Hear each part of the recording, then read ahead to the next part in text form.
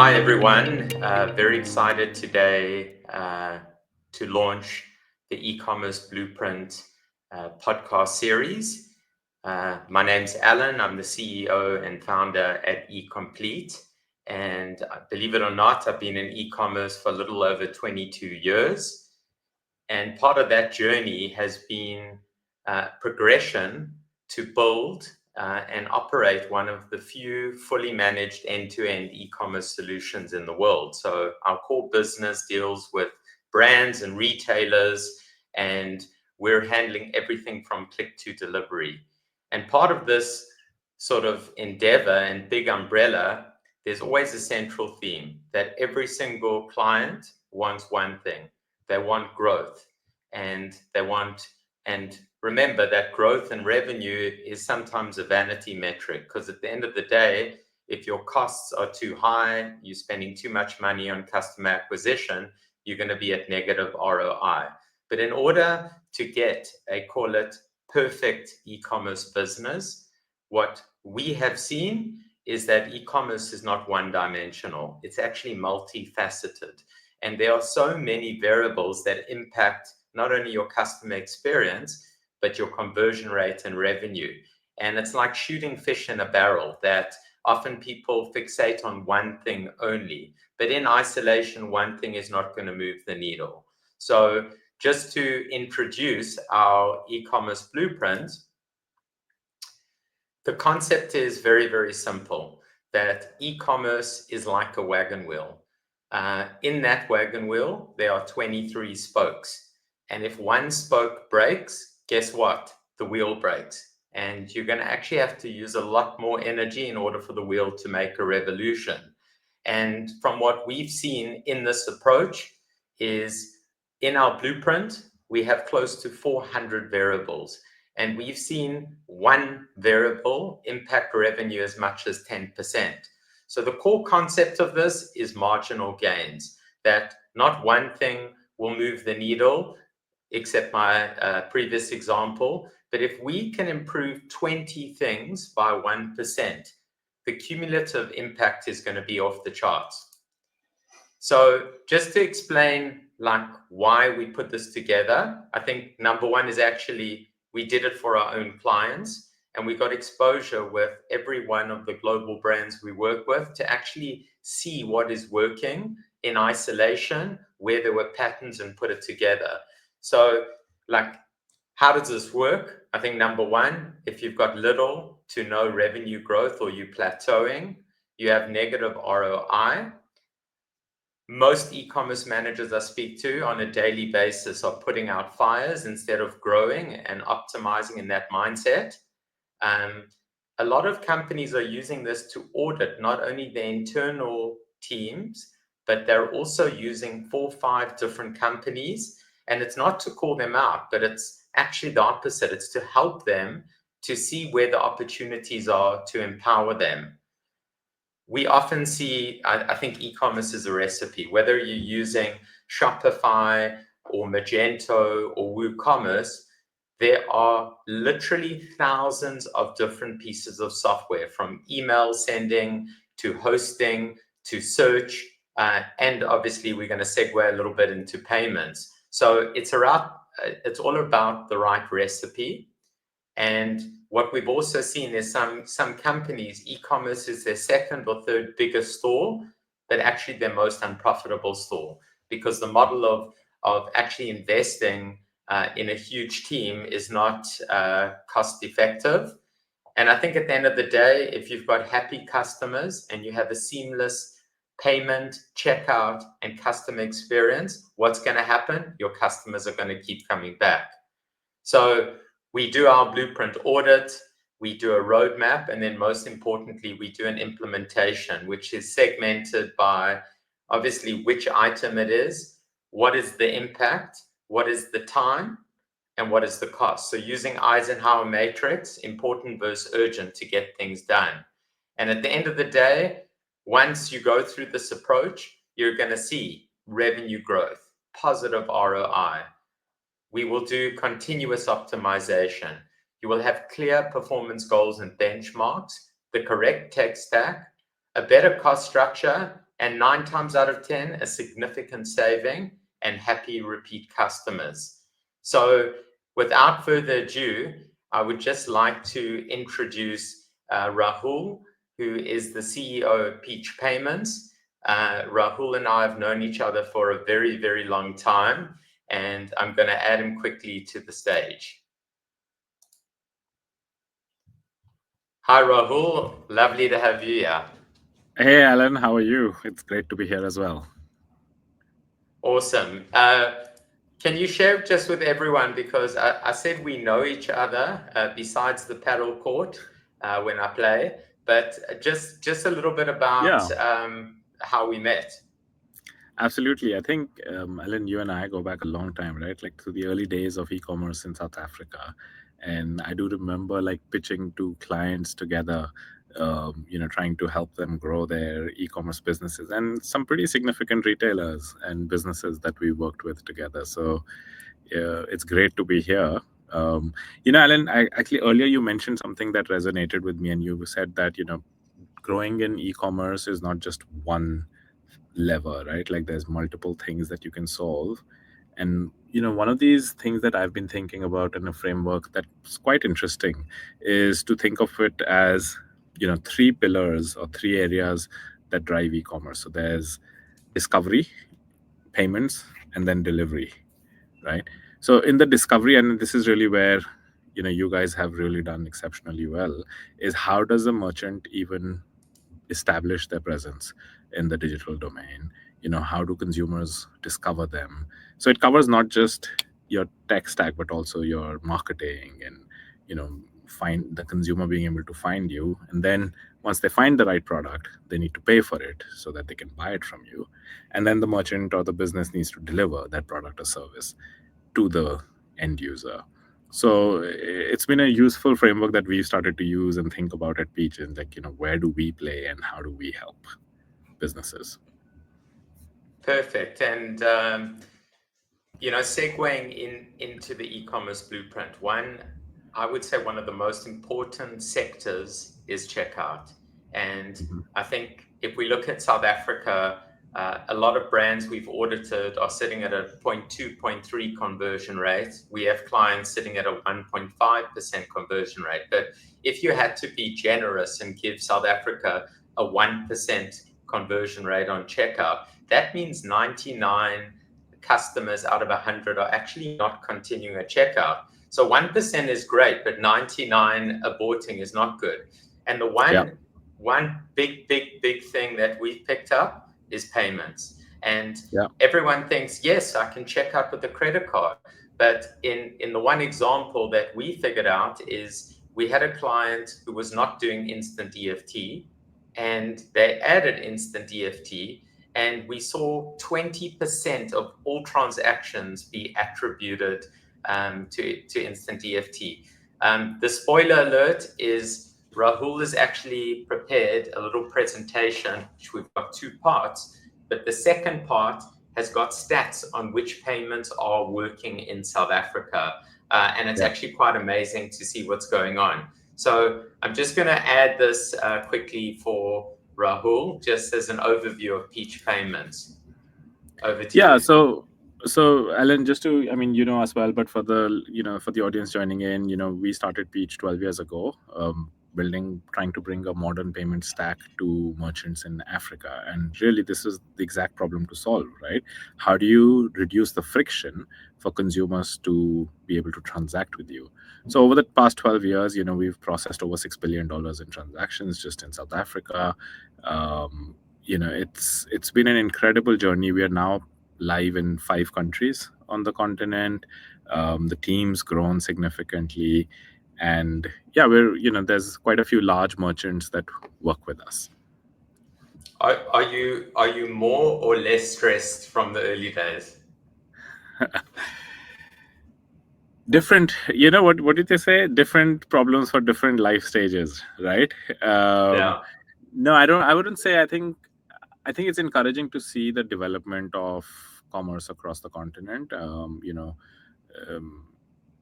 in South Africa alone, we are looking at about a 7% penetration. So, about 7% of total retail, if we take just the retail segment, is online as of now. And, that means 93% is still happening in physical stores, face to face. And so, there's a massive opportunity that sits in front of players like us to continue to focus on digital on the continent.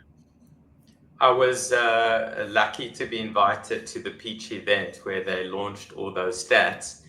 Yes. And I was amazed, like by sort of the end of 2025, 2026, how we seem to be going from this 0.2, 0.61, and now we are compounding. But Yeah. I think the next 2 years are going to be massive for South Africa and Africa. Absolutely. Absolutely. Can we go to the next slide? Sure. Yeah, and I think just to I think this picture is pretty interesting because it kind of gives you, the breadth and the depth of what it takes to get a user to pay you online. From everything from how do we connect to the platforms that that you guys, for example, build for your merchants.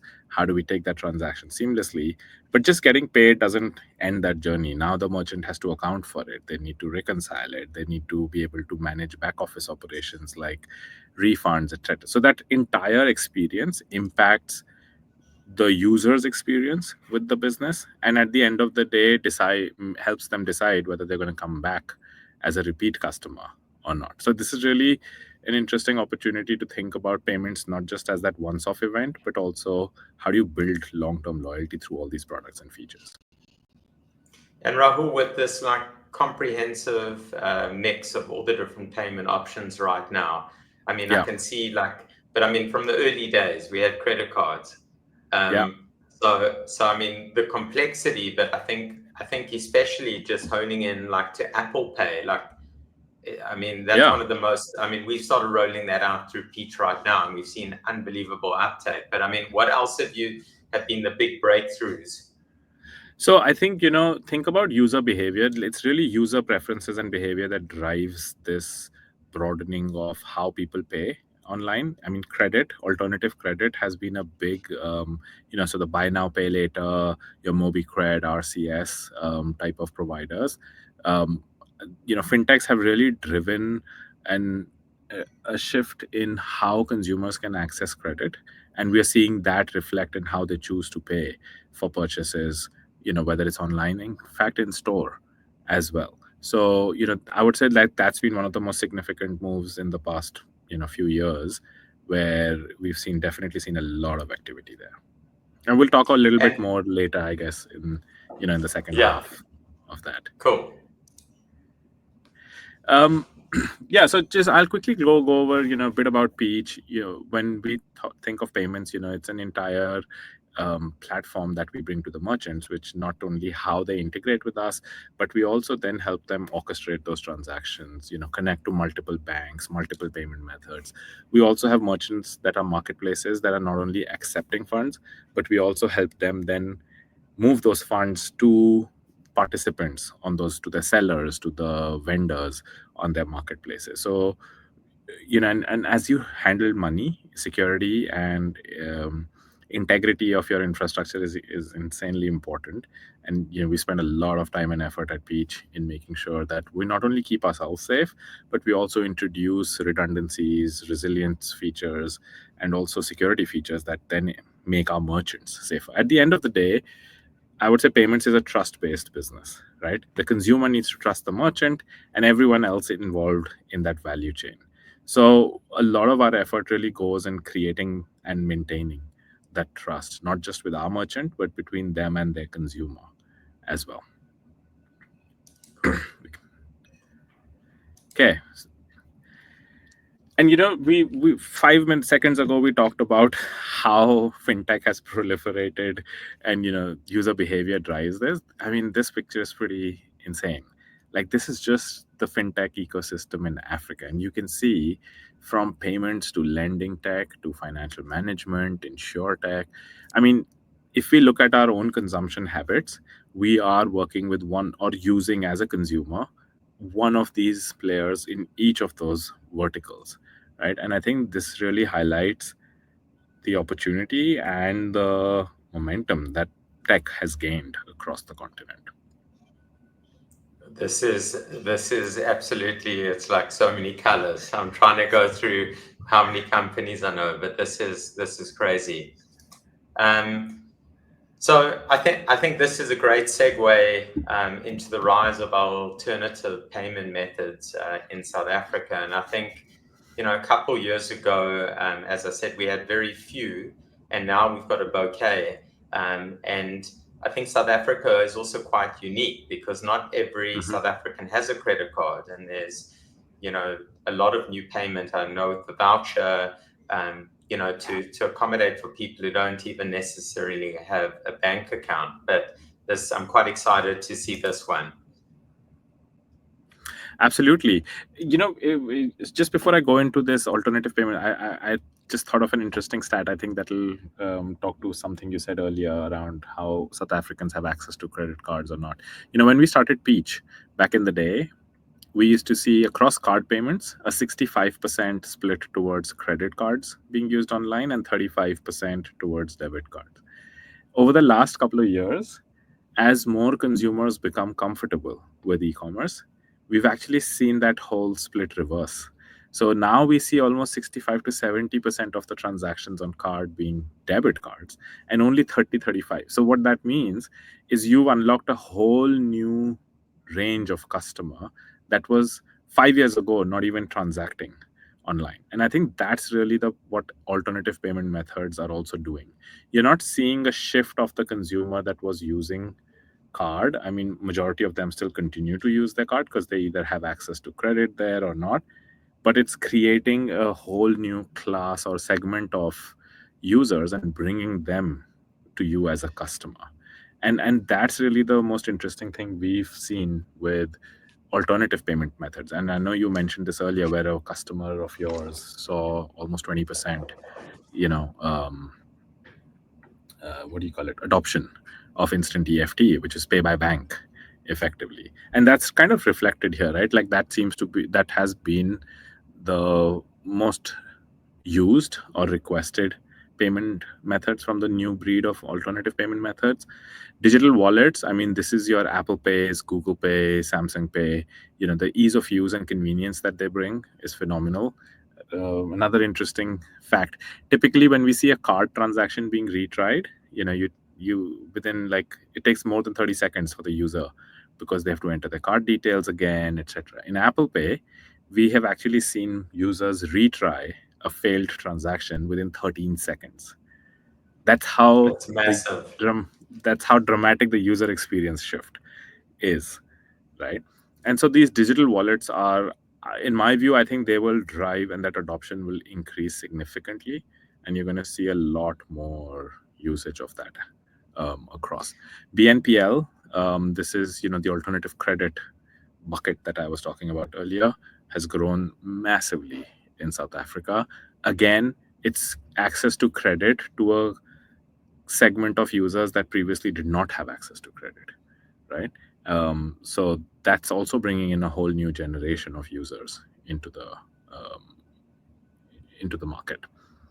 And then, store cards, like working with RCS and the guys, one voucher, QR codes. As PayShop adoption grows across South Africa, you're also going to see QR move up the the ranking a little bit. So overall, I think it's users that are driving this. They continue to look for better convenience, safer usage, faster checkouts, and as and when a payment method delivers that, it's going to find that adoption. And I mean, just staying on buy now, pay later, because I think a lot of people understand it, a lot of people don't. But for everyone Yeah, listening, um, often the question that gets asked to me is, why should we use buy now, pay later?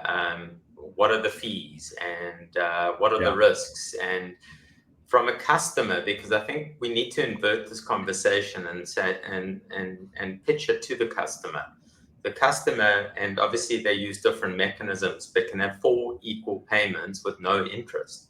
So there's yeah, almost like no risk, and like there's also a lot of people getting on the bandwagon. There's, I think, each month a Yarraman new buy now, pay later. But I mean, it seems to be like, if we look at global trends, one of the biggest upcoming sort of opportunities in e-commerce, or do you not see it that Yeah. way?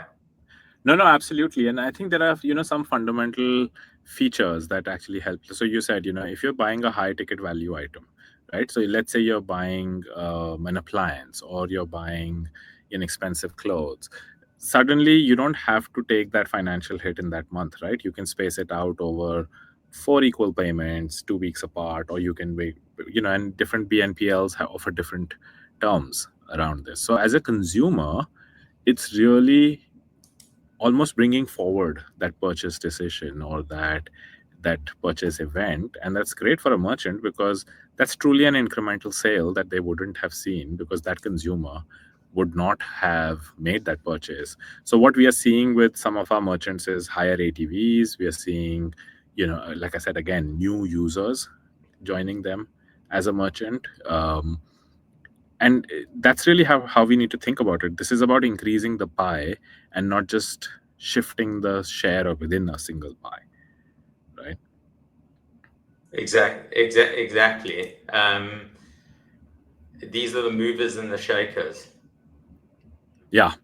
I mean, digital wallets, like I said, you can see it's okay. It's coming off a smaller base, and only now that merchants are also starting to enable it. But BNPL's been around for a few years already, and still we continue to see significant year-on-year growth, right? So that's actually really significant. Um, yeah, I mean, I expect this trend to continue. I mean, I think digital wallets will still see 3 to 5x in the in-store environment. Most of the transactions are now tap and pay, right? Instead of um, actually inserting the card into the card machine. So I think that, again, it's all about user behavior and convenience, and you're going to see that continue across And across all and merchant if we look categories. and if we look at like sort of card payments in decline, I mean, it sounds negative, but probably what's happening is total transactional volume is going through the roof, which doesn't mean they are like falling off the cliff. It just means that the other like BNPLs and the other methods you listed are also gaining traction as well. Yeah, and also I think exactly, and I think when you are growing off a big base, it's harder to keep doubling your volumes every year, right? So I think there is percentages can be a bit misleading, and I think it's something to take into context. And as I said, digital wallets, BNPLs are coming off smaller bases, whereas card has been the predominant payment method in South Africa um, all this while. So I think what this slide really shows is that growth is outstripping that of card. It doesn't mean card is actually going down. Very interesting. We've experienced this. Yeah, we've experienced this. Yeah, I mean, Black Friday is a classic example. Like what used to start, or what used to be around the Thanksgiving period, right? Thursday, Friday, Saturday is now Black November. So I think merchants will next year start even doing deals in October. So what you're seeing again is merchants pulling the spend earlier into the sales, into the peak period. And therefore in January, you've almost kind of depleted your share of wallet. And that's again when consumers then start to use a lot more BNPLs, voucher payments. I think some will say, oh, is that really good or not? I think it just gives consumers the option. I don't think they're forced to spend, but it gives them more options. And as soon as you increase customer choice, you're always going to see benefits come out of that. Yeah, I just remembered a story that when I first heard of Peach, it was 8, 9 years ago, and I remember it was where Black Friday, the actual Friday, Yeah, sites like the big ones would all go down, and I always remember the story that Peach did not go down. So you talk about trust, but that was my initial perception. Like, wow, Peach didn't go down. But absolutely. I think it's been 12 Black Fridays in a row that we've we delivered shouldn't good talk about performance. this. We don't want to No, jinx no, we it. shouldn't jinx this. Knock on wood. Awesome. Oh, So like tip I of the think devil. you touched, yeah, Yeah. you touched on Black Friday, and just what you said before was so interesting because um, Black Friday was this crazy day where you had all your sales, and then it, became, a week, and then, Take a Lot, the Blue Dot sale, and it basically turned into this month-long thing. What we've seen happening is some of our clients destroyed in a positive light last year on year, because of one key thing is they actually started their sales earlier on in the month, and the consumer Yeah. sort of buying, like sort of wallet is depleted. And what I'm seeing is by the time people get to Black Friday, including myself, we've already bought all our stuff and we don't have a lot of money left at that end of the month. Yeah, absolutely. And I think, what's interesting here is, as you said, you pull that share of wallet earlier and earlier. And then, towards the second half of the month, you start to see buy now, pay later, store cards, other alternative credit and lenders go up. And then you come into December, by mid-December, a lot of the sales then shift into the in-store environment, because now the delivery, remember that last pillar, is no longer feasible for Christmas or for the festive season. So it's very interesting, and I think we've seen data for the last 8 9 years which shows exactly the same patterns. So, it's the only thing is November becomes bigger and bigger as a month. So I do think, you're gonna continue to see that trend, and you're going to see a lot more merchants, space it out. What also happens is you have FOMO, right? FOMO is real, right? You see that deal and you don't know if it's going to be there in a week's time or in 2 weeks time. So I mean, you guys have been very good at that this year as well. I bought from a couple of our common merchants exactly because of that. I didn't even wait till Black Friday. I'm going to tell the team just that you have severe FOMO, and we're gonna start embedding a few more offers. But it's true. I mean, there's nothing worse than it's you've added to cart, Black Friday comes, and then all of a sudden you log on, full price is back up, and you're kicking Yeah. yourself. I mean, just to tell you, it's not just about the festive season.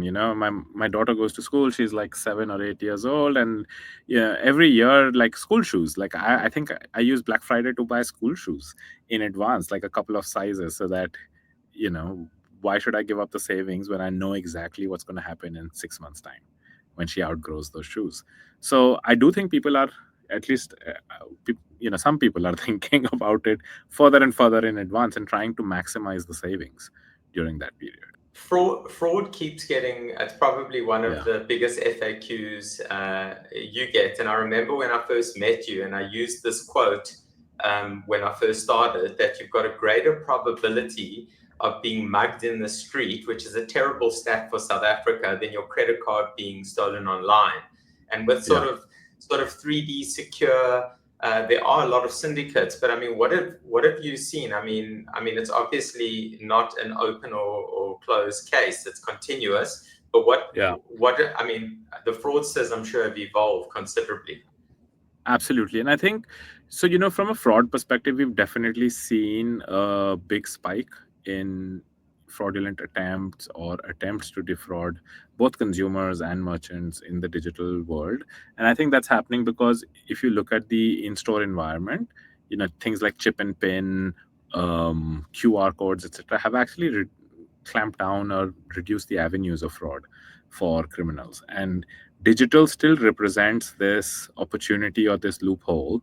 And really, more so, I'll still say this, I think it's not really so much that, oh, your website is hacked or your PSP is hacked. I think it's more social engineering that's going on, right? So SIM swaps, calling you to try and fish your OTPs from you. So as we continue to deploy more and more measures as an industry, from Mastercard and Visa side, um, you are also seeing more ingenuous um, schemes that these criminals are deploying, to try and fish information, to try and get your details.